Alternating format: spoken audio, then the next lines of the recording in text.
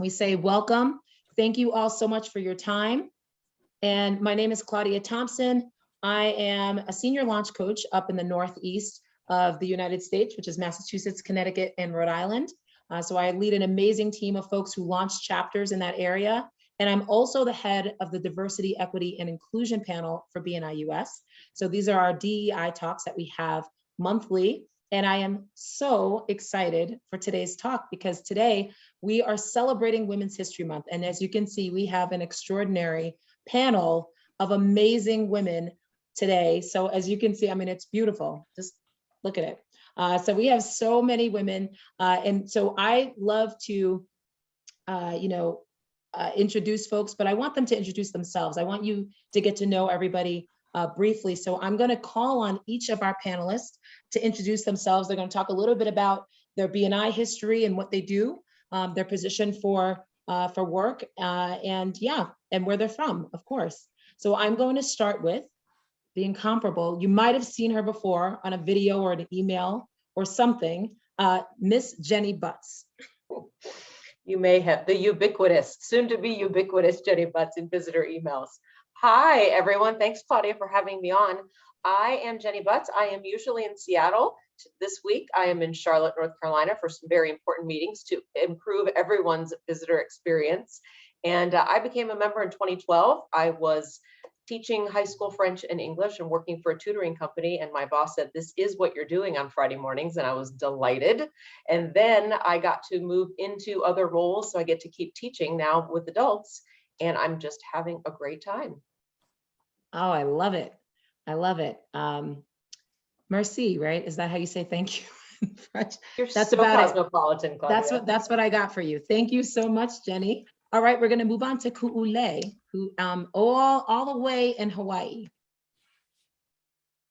E ama kona mamonea aina, ka aina o ne hana o na kupuna, kupono mako me ka ha'aheo, ha'a kana au olu ka mana oe. Mai humuhahia hitini I hau, ua au Hawaii ke olinone, e na pua Hawaii na oiwi maoli. Mo hala mai kaua a pua ke ala e. Aloha, aloha kako. My name is Kulelehua Makekau. Sorry, I was cracking up at the chats. Thank you guys so much. Yep. Yeah, so you get distracted. That's what you said. So I am a visitor host with BNI on the North Shore chapter. Super excited to be here and to represent Hawaii, the little dot in the middle of the Pacific Ocean. And I am very excited to be here. I was a banker for 11 years and I switched to becoming a beauty BFF. So I help people get their hair and beauty goals now with vegan products. I am a proud Indigenous mama of 6 beautiful babies, 6 and under. I'm married to the love of my life, Mokunui Arangi, all the way from Aotearoa, New Zealand. And so that is me and I'm excited to be here. Thanks, guys. Oh, I love it. I love it. Now, when I call on Harmony, she's gonna now sing as well. But Ku'ule asked us, she asked if she can, greet everyone in her native language. And so absolutely, that was like far exceeded my expectations. So thank you so much for that gift for us. So next up, the singer Harmony Woodman is gonna share and introduce herself.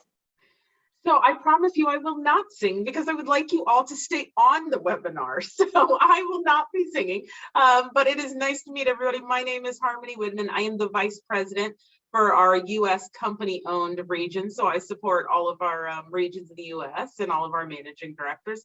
I have been a part of BNI for 11 years. I originally joined as a member. I was a practicing attorney at the time, joined the local director team and found that I could fulfill my passion of helping others with BNI and have just stayed with it and love everything that we do to help support business owners achieve their goals.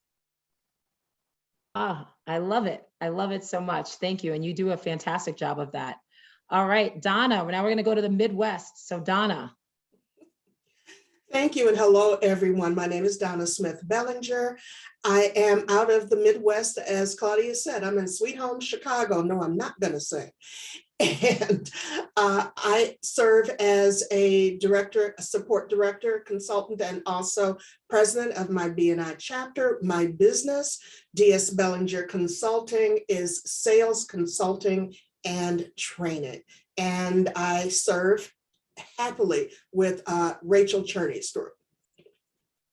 Shout out, Miss Rachel Cherney is on the call, the executive director of BNI Chicago. So thank you so much, Donna, for being here. We're going to stay in Chicago and head over to Celeste Garrett.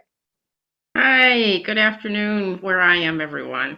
I am Celeste Garrett. I'm a partner at New York Life, and I'm the president of Robust Referrals. We're on the south side of Chicago in the shadow of the University of Chicago. I'm just thrilled to death to be on this panel. Still don't understand how I got asked to do it, but I feel like I'm in the presence of some really powerful women.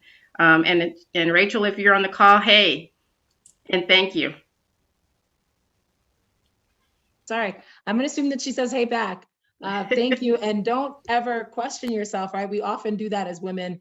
How did I get here? Or, why was I chosen? Everyone here is very deserving. You were in very good company, Celeste. I've had conversations with you one-on-one, and you were nominated by more than one person to be here. So thank you so much for your time.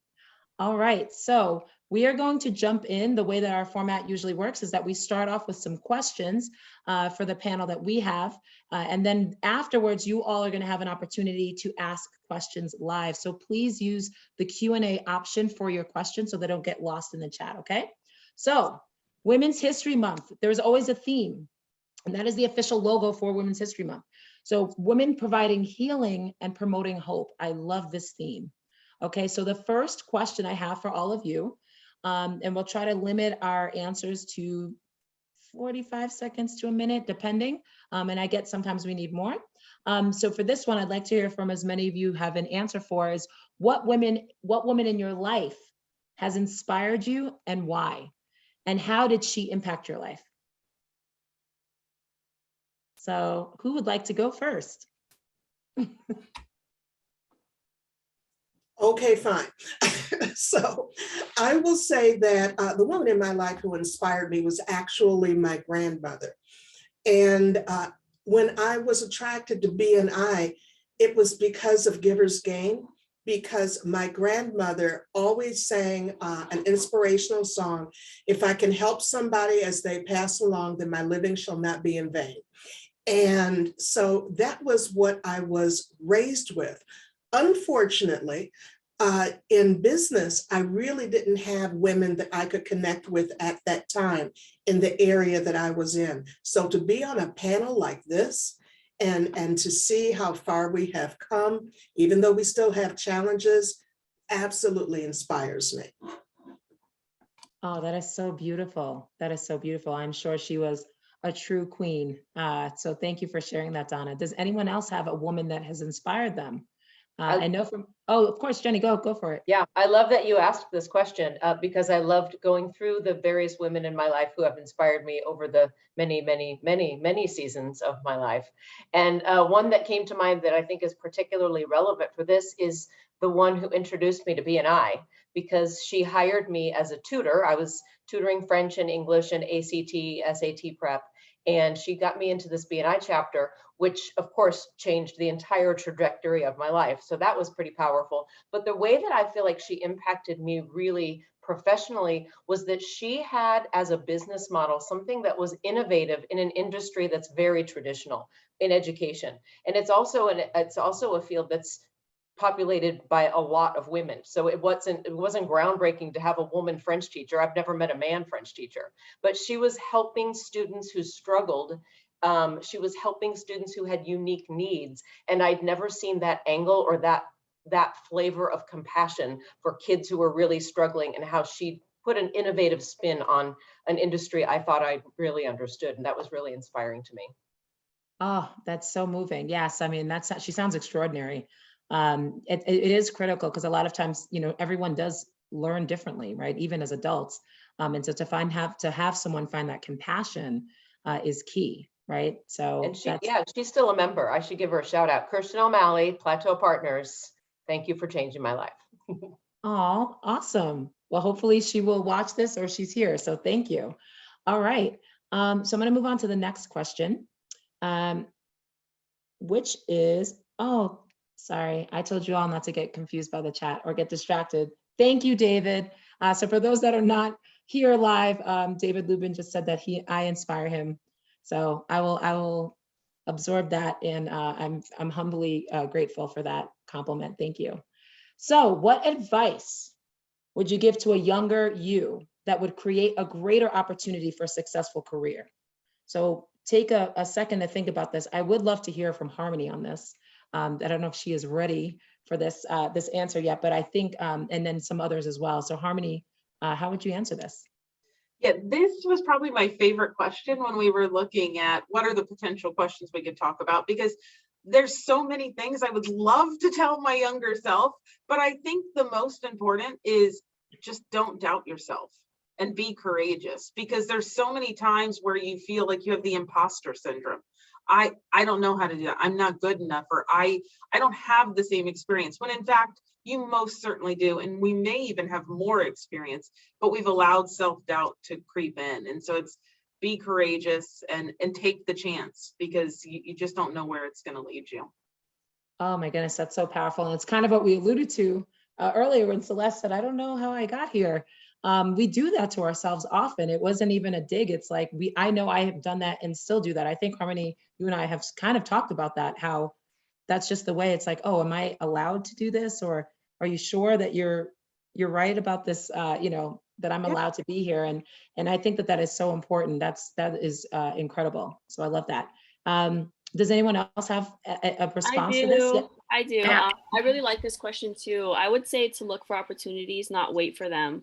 Again, going back to doubting yourself, I feel like if I had just been myself authentically and done what I felt, I would have been a millionaire by now. But a lot of us have those apprehensions and we do doubt ourselves. And so, I would definitely say that.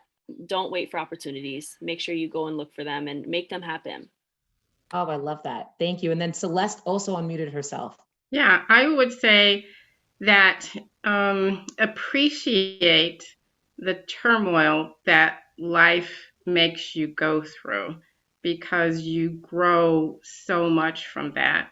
And I think I'm old enough to have been like the first on many occasions in my career, and totally did not appreciate the fact that I was a first on whatever small thing it was, but didn't appreciate that getting to the other side of all the turmoil that put me through made me so much better and stronger and well equipped to take on the next crisis. So, appreciate when you're going through those times of trouble, because you will grow from it. Oh, yes. I was just telling one of my coaches on my team that, when you're going through sort of a rough patch, especially when you've had some success, and then you're like, oh my goodness, now there's another thing. But you really can find opportunity. So I get excited about those breakdowns because I know that there's a breakthrough to be had, right? So I get excited about those sometimes, not always in the moment, but eventually I'm like, it will turn around. There's something bigger for me at the end. So that's awesome. So we're going to dive in now a little bit more into career, which is why I think a lot of people are on here. And what would you say has a bigger impact on how others perceive you in your career, being a woman, or even being a woman of color in some cases here? So does anyone want to start us off? I'll go. It's really interesting. Being in Hawaii, a lot of times we call them mana wahine. So a lot of our women actually we're a very matriarchal society anyways. So women are very highly up there. Okay. But being a woman of color, it does not to say that in Hawaii, we do not experience those those types of things. I feel like being a woman in my industry is easy because I'm in beauty, you know, I'm in the beauty industry. So good thing I'm a woman, I can sell it. Cool. I got hair, you know? But it is a little like you do have to work a little bit hard, and it is a little scary because it's not our norm. People of color don't do these things that I do. They don't go out there and they don't do the entrepreneurship where I'm from, you know? So that's a huge impact on how people perceive me, because in my community, it's kind of like, oh, you're weird. What are you doing? You don't have a 9 to 5. What's going on? Like, ooh, what? You don't like, you know, it is kind of you get a lot of skepticism when in my community. So I think that's a huge impact, is that I'm doing things that are against the grain, that aren't normal, but that's what makes me different, that 1% of people that get to be successful and live out their dreams. And I'm hoping to inspire that in more people in my community. That's fantastic. Thank you so much. Does anyone else have anything to add? Yeah, so I mean, I know even for myself too, that perception of either, you know, feeling, again, it could be a little imposter syndrome of like feeling weak, right? Like, or feeling like you might be less than, especially when I've worked predominantly with men, with white men. And I feel like a lot of times there's like this grapple, at least as a Black woman, there's a grapple between trying to soften myself, but not seem too soft because I'm a woman, but then otherwise I'm an angry Black woman. So I think that's something, as I think, for perception for some other folks. So thank you, Ku'ule, for sharing that. We're going to move on to real quick. Oh yes, of course, Donna. Okay, so with me, I had the trifecta when I first entered into management. I was young, I was of color, and I was a woman in a male-dominated space. And because I didn't have other women to counsel me, because there weren't any in my particular space, I found that I felt that challenge to overachieve and to really document every single thing that I did and say, no, wait a minute, this is what I did. This is how much money I made for you. You know, these are my accomplishments. And that was one of the early things that I learned as a woman, is to be able to qualify every single thing that I did, because I didn't want to hear it. Yeah, no, that is, I also can relate to that for sure. You know, kind of showing your resume all the time, having to feel like you have to show all of your work. So yeah, I definitely, and I saw a lot of nodding heads. So I think that a lot of people are in agreement in that. So we're going to move on to the next question, which is, pop it up. There we go. So what, if any, microaggressions have you experienced in the work environment? And have you had a boss or a coworker support you dealing with the issue? So have you had someone advocate for you? And then how have you addressed the situation yourself? So I think this is another very important question that people will definitely want to know the answer to. So does anyone want to start us off here? Okay, I'll go. Oh, go ahead, Celeste. Go ahead. I'm just going to be brief. I think that most of us probably on this panel experience so many microaggressions in the workplace that you kind of have to pick and choose which ones you're going to address and which ones that you're just like, whatever about. But I can tell you that probably the biggest microaggression that I feel like I have to address, it usually starts with they. They do this, they do that. And sometimes the speaker forgets that, oh, Celeste is a member of they. So maybe we shouldn't just, you know, make blanket statements about they.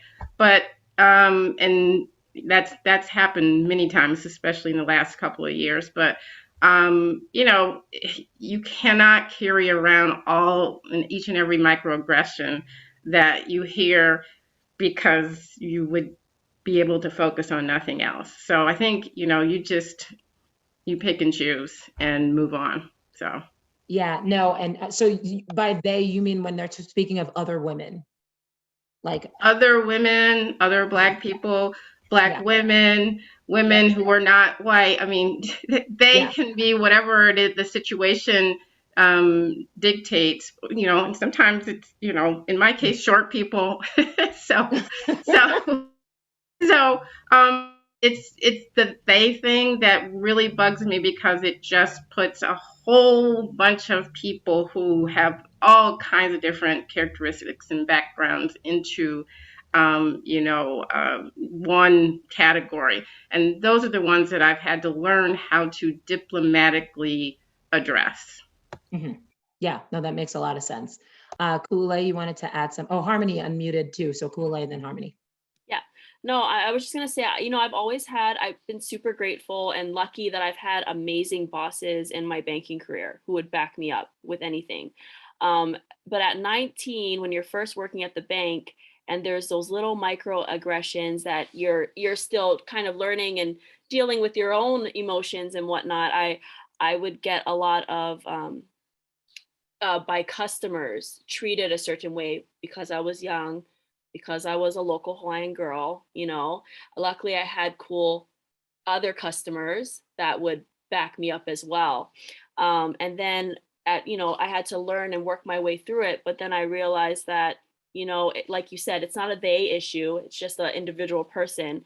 You can't talk to me like that. I don't care who you are or where you come from. You know what I mean? I'm still a person. And learning how to just hit it on the hammer right there. So in my late 20s, that's when I started more so sticking up for myself. Even if you are a customer and you're being rude to me, it's like, oh, sorry, you can't treat me like, oh, sorry, you can go to her, she can help you, because I'm not taking that, sir. Thank you very much. And he'd be like, what? Where's your manager? Oh, well, she's right there. And well, no, sorry, I don't care who you are, where you come from. No, that doesn't stick with me. So, those microaggressions, it does happen in Hawaii, even though people think that it's paradise. We have it here. And yeah, people are people. Just show aloha, love people, live with aloha. Yeah, otherwise Kule is going to come for you. So that's what I got. That's what I took away. She was like, do not mess with me, which I love. That is important. Harmony, you had something to add?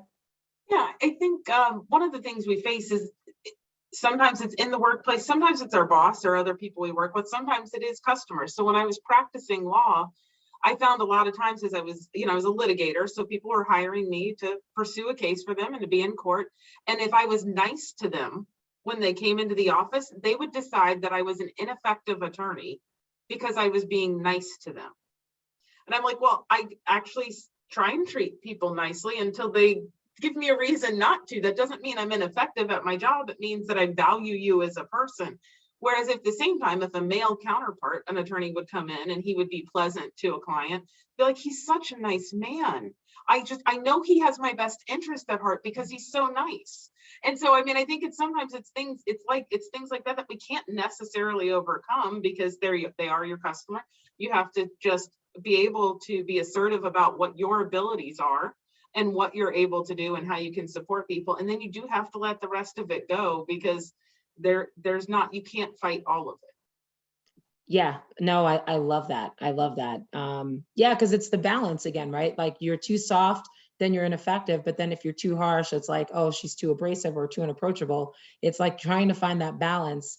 So yeah, I love that you brought that up. Thank you. Moving on. So now we are going to go into, have you ever found yourself thinking, if I fail, this will look bad on women in general? So kind of like taking it on for everyone, right? Anything that you do impacts the other woman or women in your career or in your office. So has anyone had this thought before? Okay, sorry, I'll go. Sorry, I'll go. That's okay. That's okay. Okay, so yes and no. I feel like we have a lot to prove just being a woman in today's society, and I'm going to repeat, in today's society. But then I have to remind myself that I do not define myself by the perceptions of society today. Being Hawaiian and surviving to fight, to live, and to be a Hawaiian in Hawaii. I just know that every day I am trying my best, no matter what that is. And I am super proud, no matter what, for for women, for my community, for all Native Hawaiians. So yeah, I do sometimes judge myself a little bit, but I know that I have tried my best. And at the end of the day, I'm super proud. Oh, that's fantastic. Yeah, I love that. Yeah, no, I think even from time to time, I have decided that if I make a decision, it will base, similar to what Celeste said, for women or for Black people, or, whatever the case is. So, or younger or older, whatever, the demographic. So we can tend to take that on. So it's important to stay focused for sure. So moving on. So thank you for that. So now lifelong learning, of course. So I'm expecting to hear from Jenny Butts in this one. If I do not, something is wrong. So what books or training do you suggest that women should read to help them develop? So in networking and business, or for personal growth. So Jenny, of course, I'm going to start with you. Okay, I don't mind that you're starting with me. And I don't know if I feel like I let women down, but I certainly don't want to let Claudia Thompson down. So I thought about this question. I read a book probably 10 or 12 years ago called Tripping the Prom Queen. And it talked about women's rivalry in the workplace specifically, but also in other places. And if you think about the title for 10 seconds, you get it, right? As women, we're like, I want to go back. I want to go back to the reunion, and I want to know that the prom queen or the cheerleading gal or whatever, I want them to be fat and divorced and miserable when I see them again. And there's something horrible in us. We think there's not enough. This is a scarcity mentality. And instead of banding together in the workplace and supporting one another against whatever other force might be coming against us, we turn against each other. And I thought the title, the name of the title is called Tripping the Prom Queen, and the author's name is Susan Shapiro Barash, B-A-R-A-S-H. And she's a writer, I think on the East Coast, and she, maybe for the New York Times or something, but she has seen this. She talks about mothers and daughters do it to each other. Women do it in the workplace, that we are, it's either our insecurity or a scarcity mentality that says, I can't trust that you have my best interest at heart, so I will have to take care of myself. And if I have to throw you under the bus as I go, so be it. But there's just not enough to go around, and I have to watch out for myself. And it was eye-opening and very convicting, because I saw some of those things in myself. I was like, oh, I do want her to fail, I think. That is really horrible. Yes, and I assume other people think that of me, and it changes the dynamic, I think, that we have as professionals. And again, whether it's in a faith community or in the education industry, I have been surrounded by women always in my activities. And so that one resonated with me far more because I was already with them. And I was like, oh, are you not on my side? I'm going to have to rethink this friendship. Wow. Yes. I think I felt the excitement from our crowd on that one. And thanks for dropping in the link in the chat. Yes. I mean, that sounds, I'm going to immediately read that. That's like next on my list.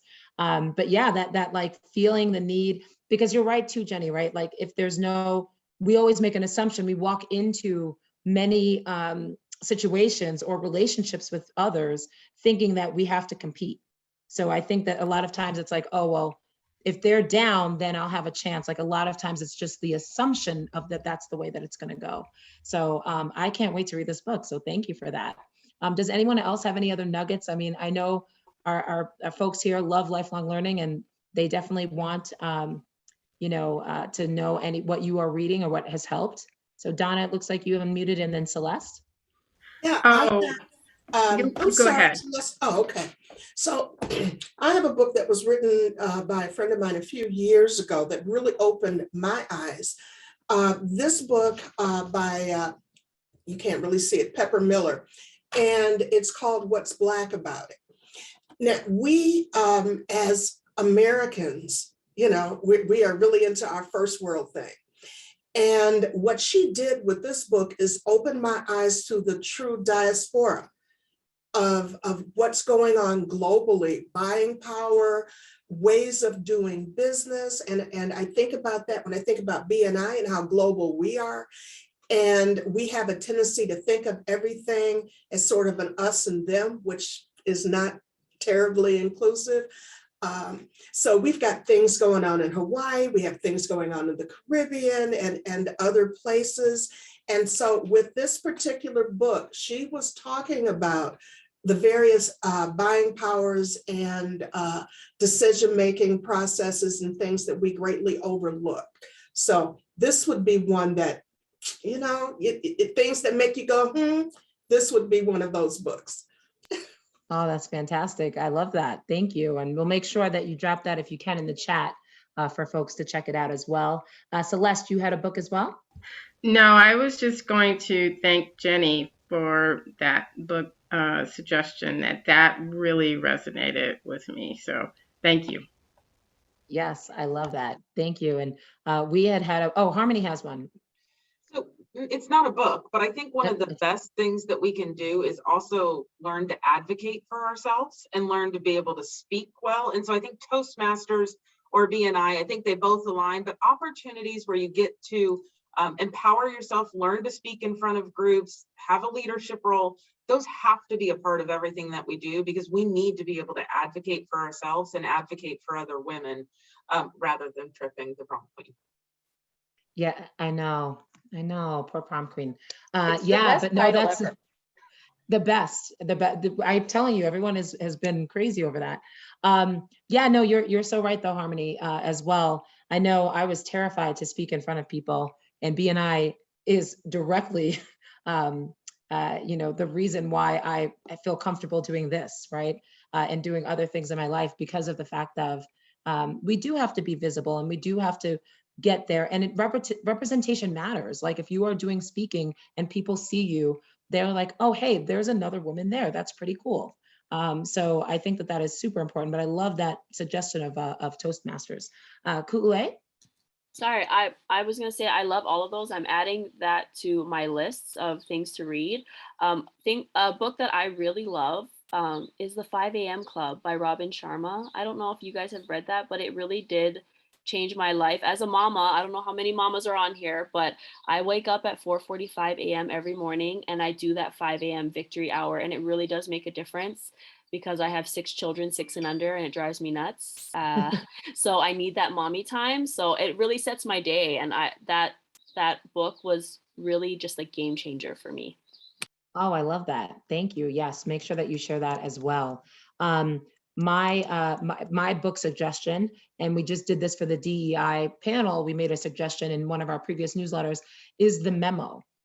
So by Minda Harts, and I know that Jenny said she had read it before. There's many books about getting a seat at the table, but this is for women of color in particular. It talks about finding a sponsor or somebody to champion for you. It just gives really good advice. And Minda Harts wrote it. She's fantastic. But I had read many of those books, but never a book that was for women of color, specifically written by a woman of color. So I thought it was fantastic, but there's plenty of tips for women overall as well. And then for those that want to help women of color get a seat at the table, it gives you all advice as well. So I think it's fantastic. All right, so on to the next question. So this is about BNI specifically, since we are a BNI organization. Obviously, we're all related, through BNI. How can we attract, and I swear I get this question the most when people ask anything related to women in BNI, how can we attract more women to BNI and provide a space of inclusiveness for existing ones, right? Because you hear oftentimes, you ask a woman to maybe join a BNI and they say, oh, isn't it an all boys club? We definitely have evolved since the time 19 years ago that I first stepped into my first meeting, and I was one of 3 women. But we're still seeing some of that, right? Some of the groups are still a little bit homogenous, filled with men. So Jenny, absolutely, I would love to hear what you have to say. I'm very excited about this conversation, and I seem to have it a lot, probably not as much as you do, Claudia, but every time that I'm talking to visitor hosts in our chapter, I'll say, your visitor experience from the time you make the phone call before your meeting to the welcome, to the open networking, all the way through the orientation and the follow-up calls, you have a chance to put into action the very important conversations about inclusiveness and diversity that we've been having in our chapters by being intentional and respectful and welcoming to everyone who comes in. And I do see a lot of way more white men chapters than women or people of color. And so as a white woman, when I go into networking events, even if it's white men and I am also white, I think, oh, these are guys, and it puts us off a little bit. And I think if there were one other woman who decided not to trip me, but invite me in and say, come sit by me and let me give you the lay of the land, I think we can do that in our BNI chapters as well, especially if we have a role as a visitor host to be helping the chapter understand where to go and how to speak to the people who are not like most of the people in our chapter. Go where they are, invite some of your BNI members to go to another activity where you'll meet those people who you are hoping will come into your chapter, and then say, now you know 2 or 3 of us from the chapter, why don't you come and visit? And you can bring someone with you as well, and be very intentional about making an environment that feels comfortable for anybody who comes in. Oh, I love those tips, Jenny. Those were fantastic. Good. Yeah, well, it's important, right? I mean, even from visitor host experience, but everybody's a visitor host, as I've always been taught. And everything that you do, even if you have those inside jokes, right? There's like maybe something that crosses the line during the meetings that might make someone feel uncomfortable. We've heard those as well, time and time again. Someone said something and it's just not comfortable, right? Just making sure, even if it's like, hey, we're doing an activity, we're going to be, whatever, skeet shooting. I don't know what guys do, but you know what I'm saying? We're even, I don't know. I'm from a city. I don't know what people do, but listen, I think, or even golf, right? I golf, and always the assumption is that I don't. So then they're like, oh, a bunch of us got together and it's all men, right? So then it kind of feels like there's like, all right, let's do some things that are more inclusive, or ask people if they would be interested in trying something. Don't make an assumption that they don't want to do it. So I love that. Does anyone else have any other tips or comments? Claudia, I would add that 2 things. Getting more women into leadership roles just in and of itself speaks volumes to being more inclusive to women out there. And the second thing is, and this is probably repeating what Jenny said, but I too have been to BNIs where, I'm the one and only in the room visiting.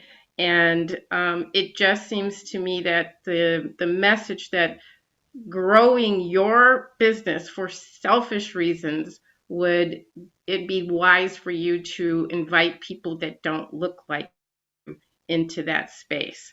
Because that's where the growth is. You can only grow your clientele so much if your clientele looks like you.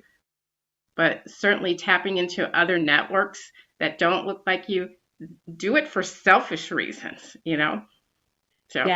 Yeah, no, obviously, right? Like everyone's there to expand their network, and yet it's the same people from the same network. And then we're going to hear from Harmony, and then we're going to move to live Q&A. So just make sure if you have any questions, please put them in the Q&A section. All right, Harmony.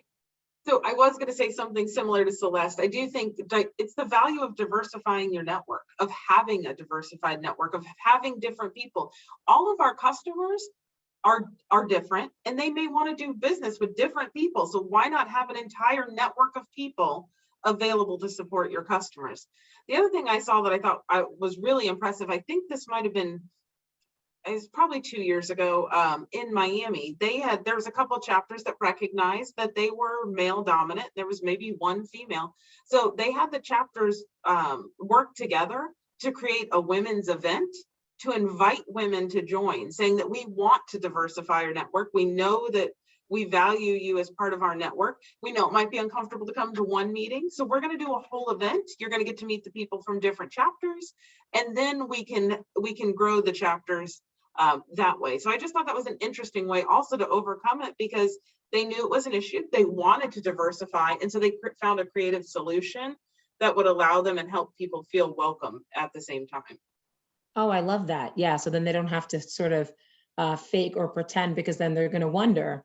And yeah, and some people do have the misconception is that people don't want to have women in the group, right? Some people are fine with who they have, but some people, they do want women, and they're kind of stuck And so I like that they brought others in to say these are BNI members, they're just not part of our BNI. And so I think that that's a good opportunity. So we do have one question so far. We're going to go. So do we know the percentage of women in BNI? Oh, glad I kind of know this question. And does it vary by country? So I'm probably going to ask Harmony or Jenny if they have any inkling in this, but I don't believe we measure that. But Harmony, you can go ahead. We don't measure it currently. It's definitely something that the DEI panel and we've been talking about. Is there a way to measure this? I will say it does differ by country. Absolutely, every country has a completely different makeup, but it's not something we currently track. But I love the idea behind it, and we've absolutely been in discussions about adding that to something we have some data on to make intelligent decisions. Yeah. And then one of David Lubin, who's on our panel, says we don't measure the demographics ?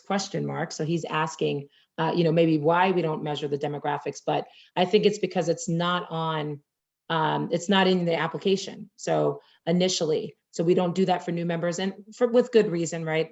Because some people may think it might skew membership to not pick them for one reason or another. But I do know that we did have this conversation about potentially surveying existing members, right? Because they're already in, and not, requiring it, but kind of getting a sense, or if directors could put something in. So I don't know. I know those are some things that we've talked about pretty much from the beginning of the panel starting. We've been trying to figure this out.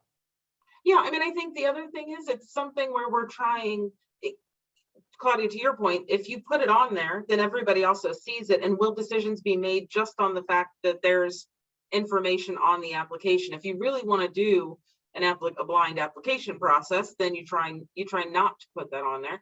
But I always think there's ways for us to evaluate, do we have the information we need to make the best decisions to support our members with growing their business?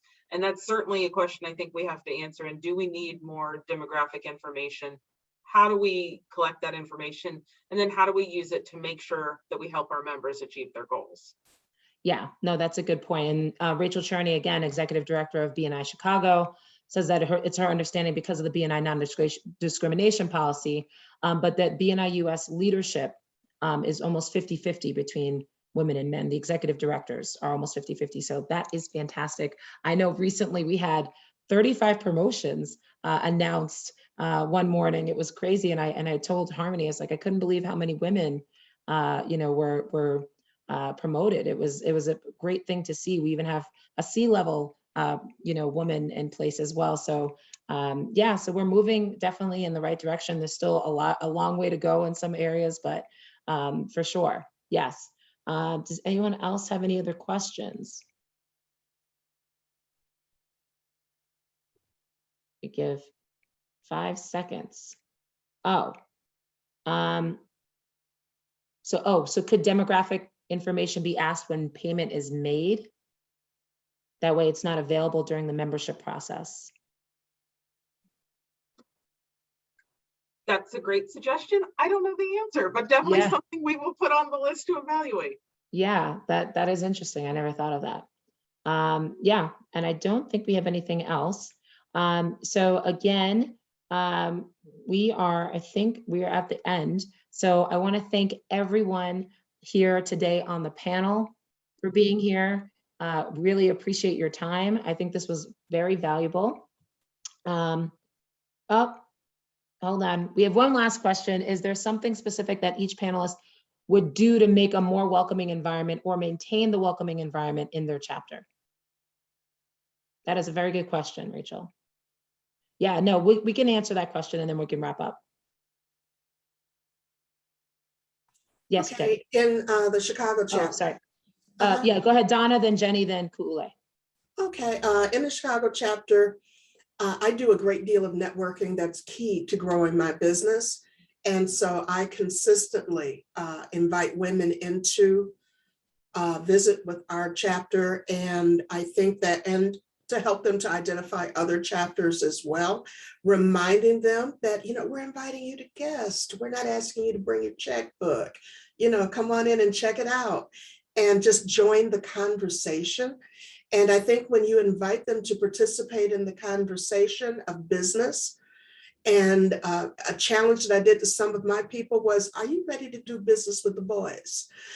You know, because they have a tendency to hang into the women's group. And I'm like, hey, you know, come on, you ready to do business with the boys? Let's do this. And that made it a whole lot of fun. Oh, that's fantastic. I love that. Jenny. I like the idea of beginning in May or June when we're starting to think about who the next leadership team will be, to choose wisely to make sure that both men and women and younger men and older men and younger women and older women are all represented in the leadership that people see when they come to visit a chapter. So when women, we have chapters in our area, and I know that we're not alone, where there has never been a woman president. And so people who come to a meeting only see a man running the meeting and all of the women playing supporting roles, as opposed to having a mix of men and women everywhere. And I think that should be, especially in the visitor host team, I know that's my concentration right now, but if you have an in-person meeting and you have a table where you have people coming to your meeting and you're being greeted, I think that should be a man and a woman, that we can mix things up in the very first impressions to create the expectation for all of our visitors. This is a place where anyone can do business, anyone has a role, because it's already happening. Oh, that's so great. Yeah, to kind of, the perception is that there's equity, that everybody's on the same playing field at least, right? Like there's no, yeah, just the men are doing this and the women are getting the coffee or something. Yes, I love that. Ku'ule. I love that answer, Jenny. Yeah, for visitor host, because I'm a visitor host, so I really like that suggestion. And we're online, so anyways, I'll talk to them about it. I was gonna say, you know, people know Hawaii for Aloha, so I used to be a professional luau dancer, and so you know, when being a visitor host is super natural for me. So when you come to a luau, if you've been to Hawaii, you have those people that lay you as you come in. That's exactly how I treat people when they come into our meeting. You know, I am that virtual lay greeter, you know, and I try to make them feel as welcome as possible. And I recognize each of them as they come on. I say hello. And I try to make them feel, just give that extra aloha all the time. And that's something specific that I do. And I encourage you guys to do too. Just show extra aloha again. Oh, that's so sweet. I love it. Celeste? So one other thing, and I see that she's on the call today, Dr. CJ Memi, who is in our group, she does a great job of inviting people in non-traditional professions that may be more dominated by women. For example, a couple of weeks ago, she invited a doula to our meeting, which I don't know if you know what a doula is, but yes, I do. If you have a baby, you might know what a doula is. They assist in, you know, the birth of babies. But that might be another thing, you know, is inviting people in non-traditional professions to our meeting that, you know, may be dominated more by women. All right. Awesome. Thank you so much. And so we did have one more, and then this will be the last question, Sadiq, only because he gets, oh, Harmony, I didn't even see that your hand was up. I'm so sorry. That's okay. I was just going to say, I think the other thing that I always think about is, how do I make the impact? Because it's great to have a lot of different programs. It's great to say we all need to do it. But if I'm going to lead by example, then I need to own that I also need to participate in that process. And Yes. So I think we start by making the commitment to ourselves, to our team members, that I will be inviting and I will be sponsoring new members that are women, that are diverse. You have to start somewhere. Somebody has to be the catalyst for change. And so I accept that I will be part of that process. Yeah, no, I love that. I love that too. Yeah, with the intention. I know we have a massive 34,000 member community page on Facebook for Boston businesswomen. And when we were looking, we're like, we need a new photographer. And I went right in and I was like, okay, we need a CPA. Like I kept going into that group to try to bring in of folks as well. So, and then, what can I do with the power that I have in the network? So the last one is by my chapter president, Sadiq Bradford. So just curious, understanding there are local and national supplier diversity programs, has BNI ever thought about implementing programs within its structure? So that would have to go to either Harmony or Jenny. I'm not sure. So I don't know if that's the case. That's a great question. Honestly, I don't have an answer. I'm not sure if they have or not. I mean, I think that's probably a conversation that would happen at our senior leadership team, and neither Jenny or I are on that team. But I'm certain that they have evaluated the options, but I can't speak to it directly. Yes. Yes. Okay. Awesome. Well, thank you again, everyone, for your time. For our panelists, thank you so much. Such a wealth of knowledge. For all of our guests, thank you. Please remember to give yourself one CEU for today. But we really appreciate you all being on here. This was incredible. Thank you again. And we will see you next month. We have in April the 2nd Wednesday. It's Autism Awareness Month. And so we are going to be talking to some folks who talking about how to work with folks who may be on the spectrum. We are talking to professionals who will also work with folks, adults who are on the spectrum. So definitely do not want to miss that. So look at your event calendars, and the link will be on, and we will see you next month. So thank you all so much.